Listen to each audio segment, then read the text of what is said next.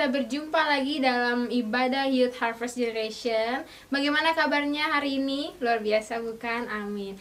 Kita merasakan kebaikan Tuhan di sepanjang kehidupan kita, khususnya di hari-hari ini. Kita sebagai anak muda, kita sebagai pemuda-pemudi yang makin diberkati Tuhan. Mari kita saat ini kita mau bersekutu bersama, menyembah Tuhan di tempat ini bersama-sama. Kita satu dalam doa. Segala puji syukur kami panjatkan kehadirat-Mu Tuhan, untuk kasih setia Tuhan pada kami luar biasa, yang kesetiaan-Mu, setiap berkat yang Tuhan berikan dalam hidup kami di masa-masa muda kami, Tuhan tetap pegang kami terus. Terima kasih Tuhan, terima kasih banyak. Saat ini Tuhan, sore hari ini kami berkumpul bersatu hati akan menaikkan puji-pujian kami, penyembahan kami. Biarlah setiap penyembahan pujian kami boleh berkenan di hadapan-Mu. Ini kami Tuhan bertahta dalam ibadah ini dari awal pertengahan hingga akhirnya. Di dalam nama Tuhan Yesus kami berdoa dan mengucap syukur. Haleluya. Amin. Yesus baik. Dia teramat baik bagi kami, bagi saya dan saudara, dimanapun kita berada saat ini. Kita nyatakan setiap kemuliaan Tuhan melalui sikap hidup kita, rasa syukur kita kepadanya.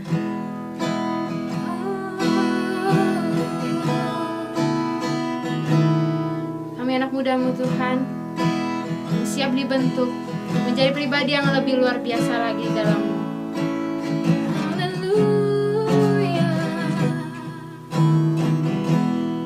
Pujian bagaikan bejana, bagaikan bejana siap dibentuk, demikian hidupku di tangan-Mu. Dengan urapan kuasa Roh-Mu, ku dibaharui selalu.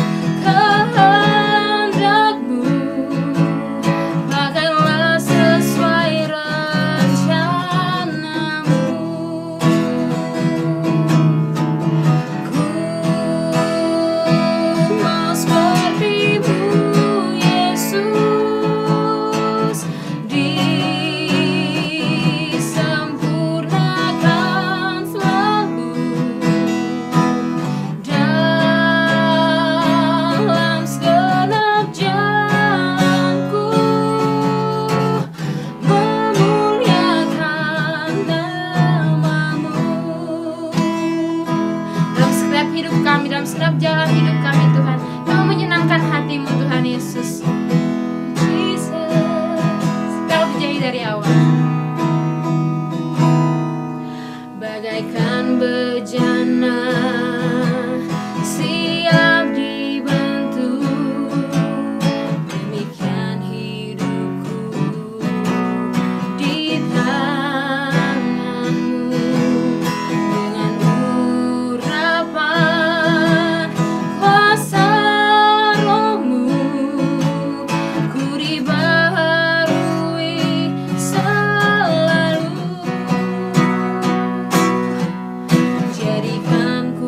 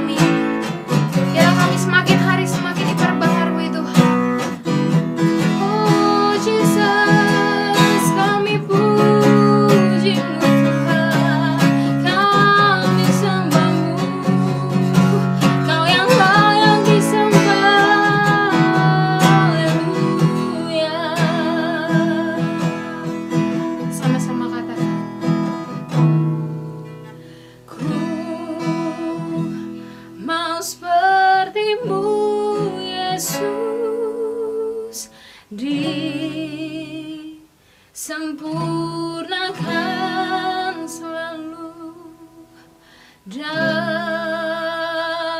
segenap jalanku, memuliakan namamu. Dengan hatimu katakan, ku mau sepertimu Yesus, disempurnakan selalu dalam segenap jalanku, memuliakan namamu. Ku mau sepertimu, kami mau sepertimu Tuhan, disempurnakan selalu, amin, dalam segenap jalanku, memuliakan namamu. Sekali lagi katakan, oh, ku mau sepertimu Yesus, disempurnakan selalu dalam segenap jalanku, memuliakan namamu, memuliakan namamu, memuliakan namamu, memuliakan namamu. Beri yang mulia buat Tuhan Yesus. Thank you Jesus. Benar Tuhan, kami mau memuliakan namamu dalam setiap langkah hidup kami. Ini kami Tuhan, ini kami pemuda-pemudi yang siap menjadi pelaku-pelaku firman-Mu. Biarlah Tuhan Kau yang menguasai hati dan pikiran kami. Terima kasih Tuhan, terima kasih. Sebentar lagi kami Tuhan mau mendengarkan firman-Mu. Kiranya Tuhan mau menguasai hati dan pikiran kami untuk kami dapat mengerti apa yang Tuhan mau bicarakan pada kami melalui hamba-Nya. Tuhan berkati, biarlah setiap ucapan melalui bibir hamba-Mu, biarlah semua itu boleh menjadi rema dalam kehidupan kami, dan nama Tuhan yang dipuji dan dipermuliakan. Terima kasih Tuhan Yesus, di dalam nama Tuhan Yesus kami siap mendengarkan firman-Mu. Amin. Shalom young people, kita kembali bertemu untuk belajar bagaimana kita menerapkan firman Tuhan dalam keseharian kita. Saya percaya setiap saudara senantiasa berupaya keras untuk terus bertumbuh di dalam Tuhan. Tapi kan kita juga tahu bahwa upaya keras tidak bisa juga kita melakukannya tanpa pertolongan Tuhan. Kalau hari ini kita bisa bertumbuh, kali ini kita bisa dekat dengan Tuhan, hari ini kita bisa melakukan kehendak Tuhan, itu karena kasih karunia-Nya.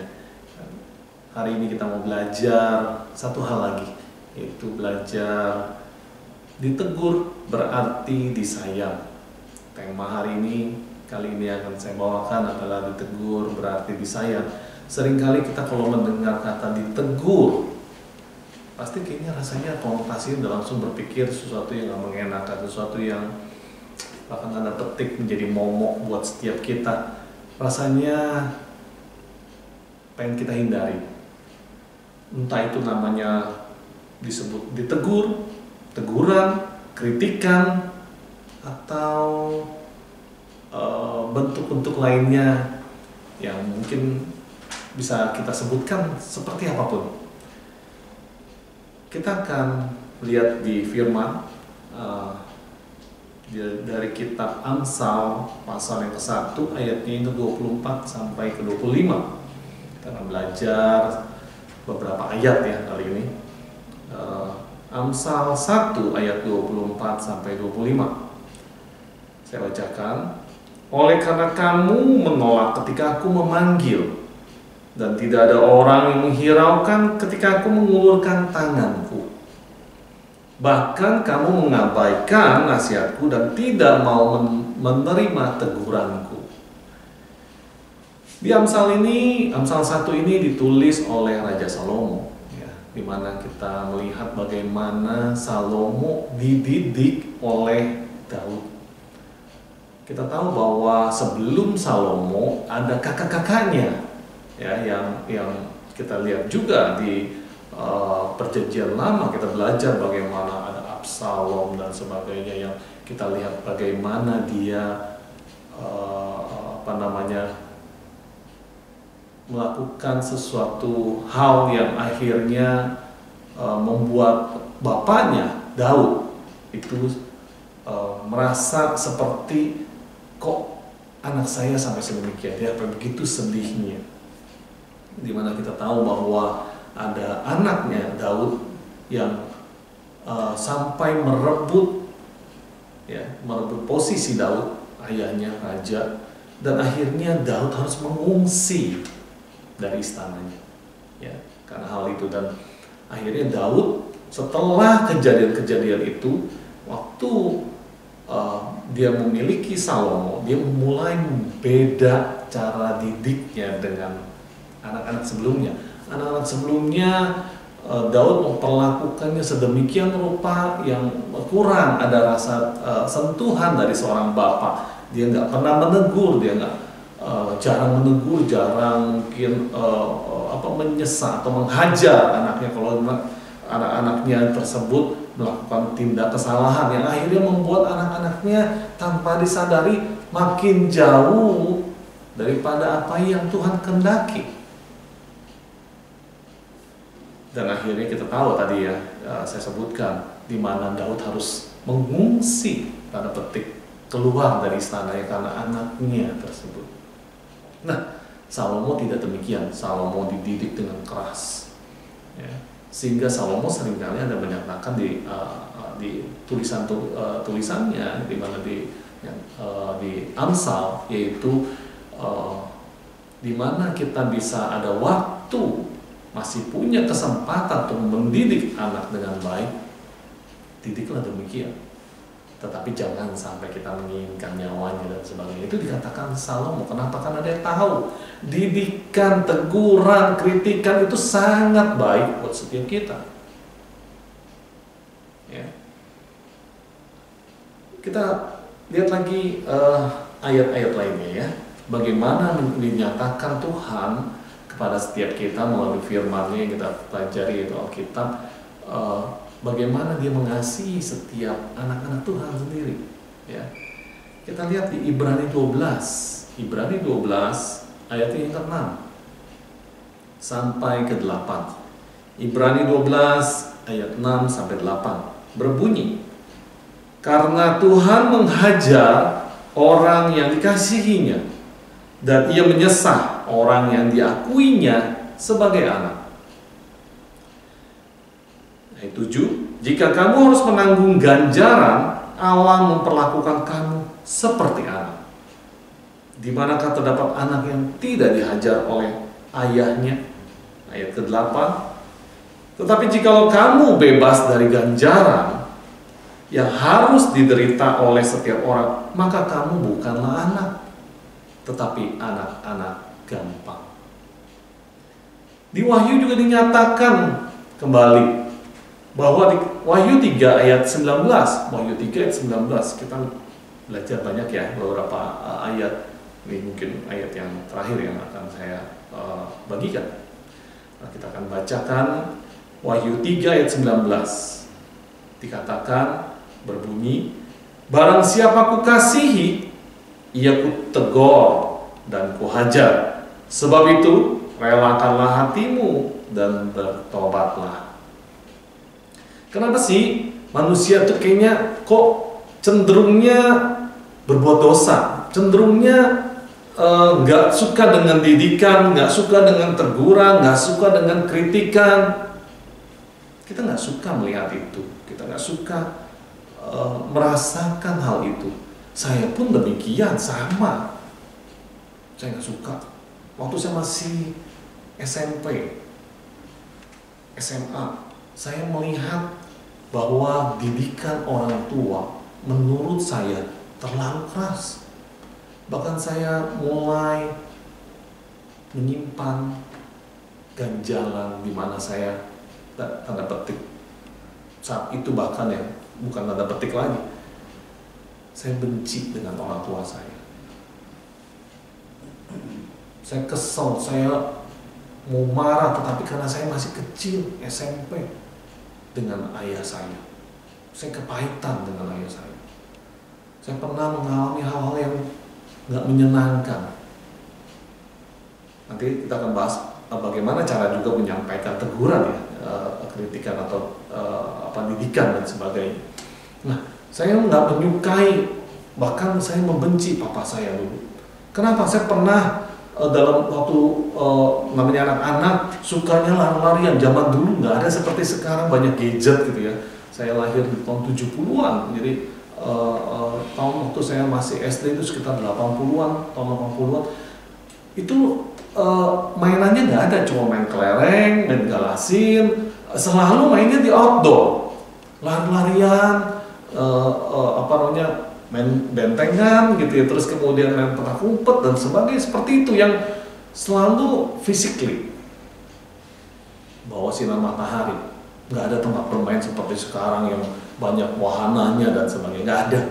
Jadi itulah yang saya lakukan. Yang ada akhirnya apa? Pulang beberapa hari kemudian setelah main cukup lama, seringkali berjemur di bawah teriknya matahari, kadang-kadang siang hari bolong gitu ya. Akhirnya saya panas dalam, saya sakit, saya akhirnya harus muntah-muntah. Kadang terlambat makan karena anak-anak demikian ya, kalau udah lari-lari pergi kemana jauh dari orang tua, nggak bisa diingatkan kapan laparnya, nggak ada rasa lapar apalagi ketemu teman-teman. Dan akhirnya waktu saya pulang beberapa hari kemudian saya muntah, saya panas dalam, muntah di ranjang. Saya pernah sampai ditekan kepala saya untuk mencium, bahkan merasakan muntahan saya sendiri oleh bapak saya. Saya pernah sebelumnya ditabok karena saya main keliling-keliling tadi. Dia marah. Saya nggak bilang harus menghajar seperti demikian. Nanti kita akan bahas bagaimana cara menyampaikan teguran dan sebagainya. Nah, yang mau saya katakan, saya akhirnya membenci papa saya karena hal itu. Dan buat saya setiap teguran, setiap didikan, setiap kritikan itu nggak mengenakan saya. Saya akan berusaha untuk mempertahankan diri saya untuk dari hal itu. Nah, kenapa demikian? Buat saya satu hal. Roma 3 ayat 23. Roma 3 ayatnya yang ke-23. Apa bunyinya itu? Roma 3 ayat 23 adalah ayat yang sering kali disampaikan oleh hamba-hamba Tuhan, yaitu karena semua orang telah berbuat dosa dan telah kehilangan kemuliaan Allah. Ya. Jadi lanjutannya di Kejadian 6 ayatnya yang kelima. Kejadian 6 ayat yang kelima. Ketika dilihat Tuhan bahwa kejahatan manusia besar di bumi dan bahwa segala kecenderungan hatinya selalu membuahkan kejahatan semata-mata. Jadi kembali, kenapa bisa terjadi itu? Karena kembali lagi, akar dosa pohon itu. Yang saya maksudkan bukan pohon mangga tetangga sebelah, tetapi pohon pengetahuan baik dan jahat. Ya. Di mana Adam dan Hawa jatuh dalam dosa yang mengakibatkan setiap keturunannya itu mempunyai dosa turunan. Ya. Semua mengikuti. Makanya dikatakan di Roma 3 ayat 23, karena manusia telah jatuh dalam dosa dan telah kehilangan kemuliaan Allah. Nah, itu yang terjadi. Sehingga setiap kita nggak perlu lagi diajari soal bagaimana berbuat jahat, bagaimana bersikap yang negatif. Nggak perlu dipelajari, nggak perlu diajarin. Pasti bisa dengan sendiri. Ya, yang perlu diajarin adalah bagaimana berbuat yang benar dan baik. Ya. Kita diajar, dituntut oleh Tuhan melalui firman-Nya bagaimana kita berlaku yang benar sesuai dengan master plan-nya Tuhan. Itu setiap kita. Dan ujung-ujungnya kita merasa kalau namanya didikan, kritikan, teguran, rasanya itu momok. Itu rasanya ini negatif. Pikirannya selalu demikian. Respon setiap kita bahkan bisa menyerang balik si penegur kalau ada orang yang menegur kita atau mendidik kita, ataupun yang mendidik dengan yang tidak kita sukai ya. Terus kemudian mengkritik kita. Kita akan merespon bahkan menyerang balik. Apa sih yang menyebabkan hal tersebut? Yang pertama, karena kita memiliki background pendidikan atau pola asuh yang salah. Ya. Kita punya background didikan keluarga atau pendidikan siapapun di mana kita alami, yang di mana kita serap, atau pola asuh yang salah yang akhirnya menjadi pattern atau menjadi standar di mana kita harus berespon. Ya. Itu demikian. Kalau kita punya background tadi yang saya katakan, saya mengalami hal yang gak mengenakan dengan teguran atau didikan dari papa saya, yang menyebabkan akhirnya membuat saya waktu dikritik atau memberi didikan yang lain, orang lain yang memberikan didikan atau memberikan teguran, saya akan berespon dengan yang tidak mengenakan karena hal yang pernah saya alami tersebut. Nah, yang kedua, kenapa orang bisa berespon bahkan menyerang balik ya, kepada orang yang menegur? Yang kedua, karena kita memiliki sifat egois yang tadi, akar dosa pohon itu, di mana semua hal yang di luar dari kebenaran itu sendiri, itu di luar dari apa yang Tuhan berikan pada setiap kita punya pengetahuan lainnya yang membuat kita nggak bisa melihat kebenaran itu. Ini saya ingin menyatakan bahwa teguran yang kita terima atau didikan yang kita terima, bahkan kritikan yang kita terima itu yang membangun ya, yang membuat kita semakin bertumbuh, yang membuat kita mengarahkan kembali kepada jalan yang benar, membuat kita kembali sadar apa yang telah kita lakukan salah selama ini. Jadi saya nggak mengatakan orang yang menegur kita atau mendidik kita atau mengkritik kita dengan punya kepentingan tertentu. Ya, yang ingin saya nyatakan bahwa teguran yang demikian, teguran yang membangun. Nah, kita punya sifat egois yang membuat kita akhirnya tidak bisa melihat dengan baik. Yang ketiga, karena kita merasa terhina jika dikritik. Apalagi kalau kita takut umum, orang-orang yang bisa melihat waktu kita ditegur atau dididik atau dikritik, kita akan menyerang balik orang-orang yang menegur. Nah, itu kita ada rasa terhina, kita merasa siapa lu mau memberikan teguran buat saya? Siapa lu mau memberikan didikan buat saya? Itu seringkali membuat kita rasanya, karena kita merasa kita punya satu status yang bisa kita pertahankan. Dan waktu status kita dikoyakkan oleh teguran, oleh didikan, atau oleh kritikan, kita merasa terhina. Itu yang membuat kita berespon dengan tidak baik, bahkan kita menyerang balik orang yang menegur kita. Yang keempat, kita memiliki mindset yang salah. Ya, mindset yang salah apa sih? Negative thinkingnya kita. Kita berpikir bahwa yang dimana dia menegur kita, dia pasti punya kepentingan tertentu. Dia pasti didomplengin orang. Dia pasti punya maksud tersembunyi. Ada udang di balik batu. Anda berpikir demikian. Kita berpikir banyak hal. Ada lagi yang mungkin orang-orang yang melakukan teguran itu kepada saya karena nggak suka dengan saya secara personal dan sebagainya. atau dia mau merampas kedudukan yang dimana saya ada, yang diinginkan juga. Kita punya pikiran-pikiran negatif.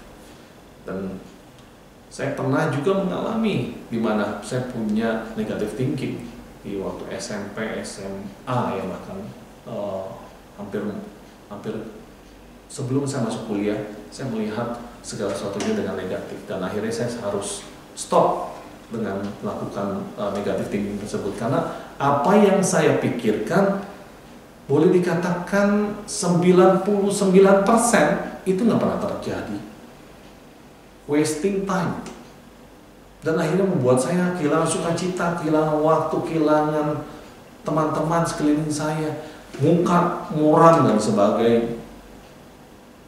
Waktu beranjak saya kenal lingkungan kampus, saya melihat banyak hal. Saya keluar seperti seakan-akan keluar dari tempurung, keluar dari dalam kotak, out of the box. Saya melihat wawasan yang baru dengan orang-orang yang baru dan sebagainya. Akhirnya membuat saya lebih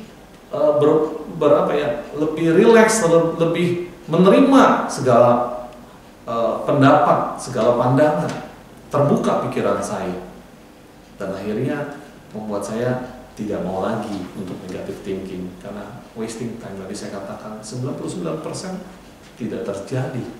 Jadi bahkan saya membuat saya khawatir, membuat saya habis waktu untuk memikirkan dampak-dampak, sedangkan tuntutan zaman semakin hari justru kita harus semakin kreatif. Bagaimana bisa menimbulkan kekreativitasan kalau kita ngabisin waktu cuma mikirin hal-hal yang nggak ada gunanya? Itu saya mulai restore. Nah, yang kelima, mengapa seorang saat ditegur atau mendapat teguran, bahkan dia bisa menyerang balik si penegur. Yang kelima adalah mengambil tindakan defensif. Ini sifat nature-nya setiap manusia ya. Karena kita punya belief system yang dimana kita anut, kita percayai bahwa itu jadi suatu SOP, dimana kalau ada orang ngomong sesuatu yang nggak mengenakan kita, itu kita akan bersifat defensif. Karena ada yang sering ngomong bilang begini, kalau kita nggak membela diri kita sendiri, siapa lagi mau membela kita? Sering kita dengar itu ya. Saya mendengar itu dari kecil. Kalau kita nggak membela diri kita, bagaimana kita bisa membela orang lain? Kita harus membela diri kita waktu kita diserang. Sifat defensif itu yang membuat pemikiran kita secara nggak sadar, waktu kita ditegur, dikritik, kita akan defensif.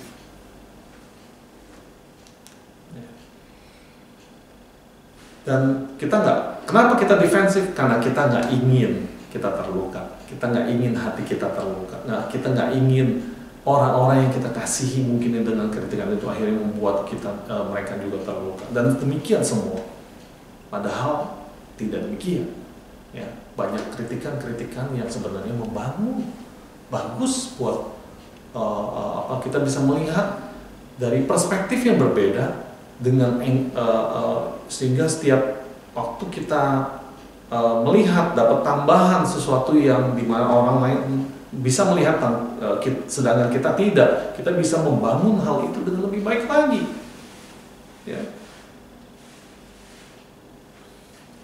Kenapa saya katakan baik tadi? Semestinya perspektif di mana kita orang lain yang memberikan teguran kepada kita, dia bisa melihat sesuatu yang tidak kita lihat. Saya ada ngobrol dengan beberapa teman-teman di pelayanan, di mana Tuhan percayakan di payung otoritasnya saya ada sering katakan, kalau saya ada melakukan kesalahan, jangan segan untuk menegur, jangan segan untuk mengingatkan saya. Karena seringkali semakin kita ke atas, banyak orang yang akhirnya segan sekali untuk menegurnya, segan sekali untuk mengingatkan, segan untuk menyinggungnya. Yang ada yang banyak bahkan suka menjilat. Kan baik kok, ini semua baik, nggak ada yang salah, bagus kok, semua bagus. Walaupun sebenarnya salah, kita udah mulai ngaco, tapi orang nggak berani ngomong itu. Tetapi ngomongnya di belakang. Ya. Bahkan saya sering katakan, saya mengasihi orang-orang yang menegur saya dengan penuh kasih, yang menegur saya dengan penuh kasih untuk membangun saya. Kenapa? Karena mereka waktu memberikan diri menegur saya, dia memberikan dirinya, mempersiapkan dirinya untuk kemungkinan tidak disukai saya. Bahkan mungkin kalau saya masih pakai kedagingan saya, mungkin saya membenci dia. Mungkin orang-orang yang menegur saya itu punya pemikiran demikian. Kalau saya tegur, saya ntar hubungan jadi tegang. Kalau dia nggak terima, ntar kira-kira akhirnya jadi begini, dan mungkin jadi musuh saya. Orang yang mau menegur pasti punya ada di kedalaman hatinya ada berpikiran demikian. Ya. Saya akan kehilangan dia kalau saya menegur dia. Jadi udah dah, nggak usah ditegur. Nah, saya kepengen, makanya saya bilang sama rekan-rekan saya bilang, kalau saya ada salah, tegur dengan kasih. Saya sangat menyambut dengan baik. Saya senang karena dengan demikian saya tahu saya di mana yang saya harus perbaiki lagi. Karena saya tahu orang-orang demikian itu justru lagi menjadi evangelisnya dari Tuhan sendiri.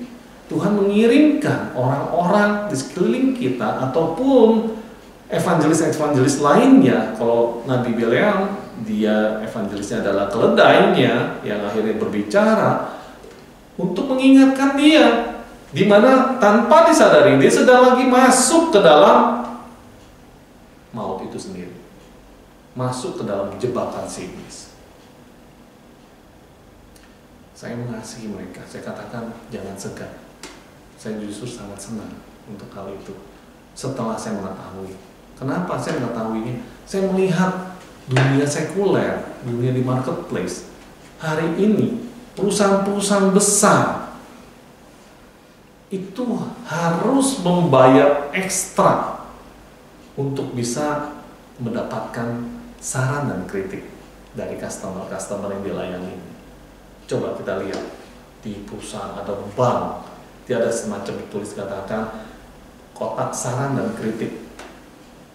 Atau kita ke satu bank, terus kemudian ada di mana nanti kalau ada tim survei yang menelpon Bapak, bersediakah untuk memberikan masukannya buat cabang kami dan sebagainya. Itu yang dinyatakan. Mereka harus membayar pihak lain untuk memberikan saran dan kritik.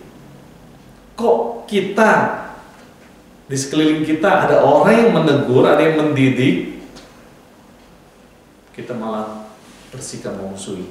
Padahal perusahaan-perusahaan besar membayar mereka. Kita diberikan gratis, kita malah marah-marahin orangnya. Ironis ya. Seharusnya kita mengasihi mereka karena mereka mengasihi kita. Mereka kepengen kita untuk berubah ke yang lebih baik. Berubah di mana kita hari-hari ini mungkin kita melakukan kesalahan sehingga harus dengan tegurannya, dengan didikannya dia mau kita berubah kembali ke jalan yang benar. Saya lanjutkan. Apa yang dapat kita lakukan untuk dapat menerima masukan dari orang lain saat kita ditegur? Apa yang dapat kita lakukan untuk dapat menerima masukan dari orang lain saat kita ditegur? Ada 3 hal, ada 3 poin. Yang pertama, berusaha tenangkan diri. Kita harus menenangkan diri kita. Kalau kita rasanya emosi, kita masih emosian di mana orang tersebut seakan-akan menyerang pribadi kita. Walaupun demikian menyerang pribadi pun, coba kita mulai menarik nafas. Tahan pelan-pelan, keluarkan dalam 10 detik, kita atur kontrol diri kita, kendalikan diri emosi kita, kendalikan diri kita. Dan kita mulai bisa menenangkan diri, kita masuk ke step kedua, di mana kita harus berpikir positif. Punya mindset yang positif. Dan merasa dan punya ada rasa terima kasih bahwa dia mau menegur saya. Atau terima kasih Tuhan, Tuhan telah mengirimkan orang ini untuk menegur saya, untuk melatih saya untuk bisa lebih sabar lagi, untuk bisa melihat dari apa yang Tuhan lihat. Harusnya seperti demikian. Ya. Waktu kita dapat teguran, hendaklah setiap kita meresponi seperti itu. Dan yang ketiga yaitu bersyukur.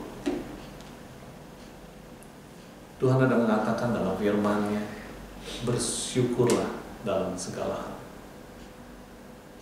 Ya. Bersyukur ini ciri di mana kita mau menerima segala sesuatu yang hari ini Tuhan izinkan terjadi.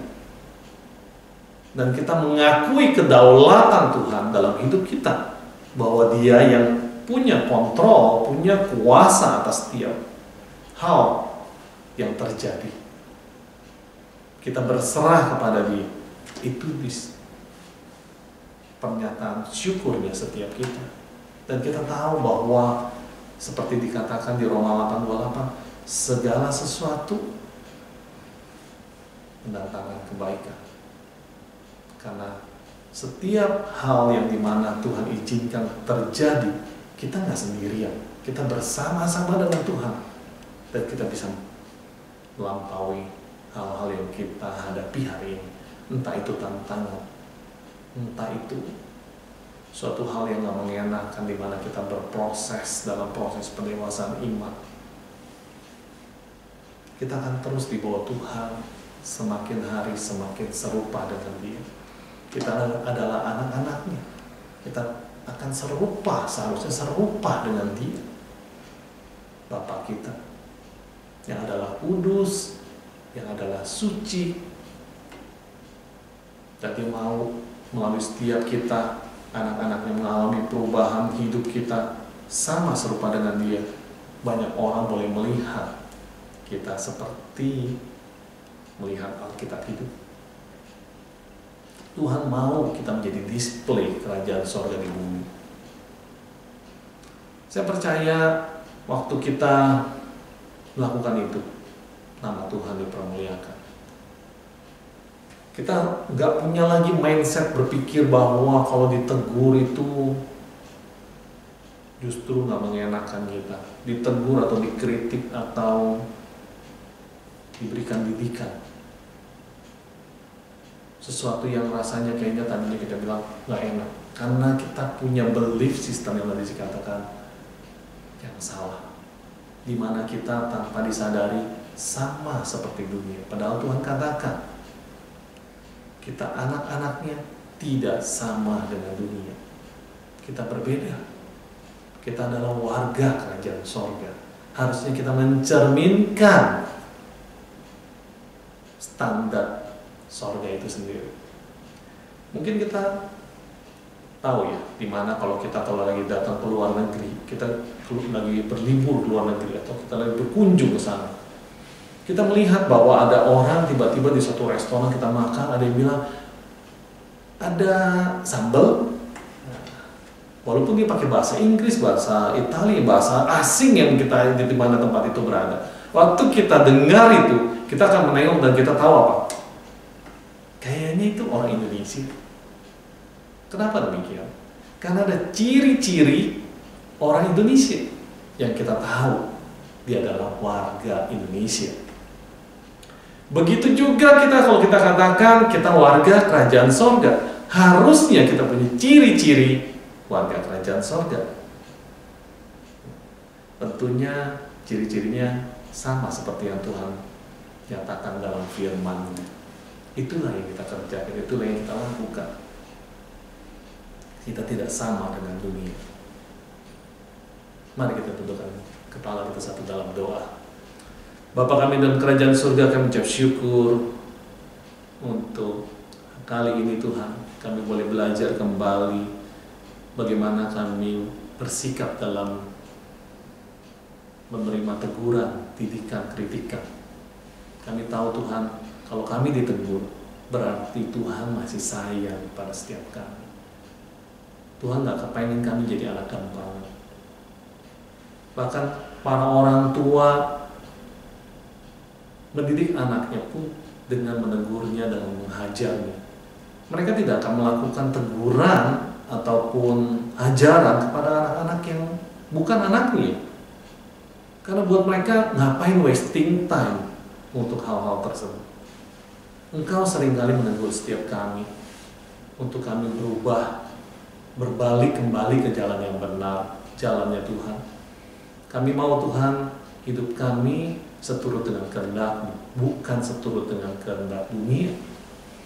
Kami mau menjadi Alkitab-Mu yang hidup dalam keseharian kami, dimanapun Tuhan tempatkan, baik di lingkungan pekerjaan kami, lingkungan pendidikan kami, lingkungan keluarga kami, lingkungan masyarakat kami, dimanapun kami Engkau tempatkan tinggal, di tempat kami tinggal, dan sebagainya Tuhan. Kami mau Tuhan, kami menjadi terang dan garam. Mampukan setiap kami Tuhan untuk kami boleh berubah hari lepas hari menjadi serupa dengan Engkau. Terima kasih Tuhan, kami memberkati setiap apa yang Tuhan percayakan. Biarlah Tuhan memampukan setiap kami untuk dapat menggenapi apa yang Tuhan rencanakan bagi kami, dan melalui keberadaan kami nama Tuhan dipermuliakan. Segala puji, hormat, syukur memanjatkan kehadirat-Mu. Di dalam nama Tuhan Yesus Kristus kami telah berdoa dan kami telah mengucap syukur. Yuk sama-sama kita katakan amin. Tuhan Yesus memberkati.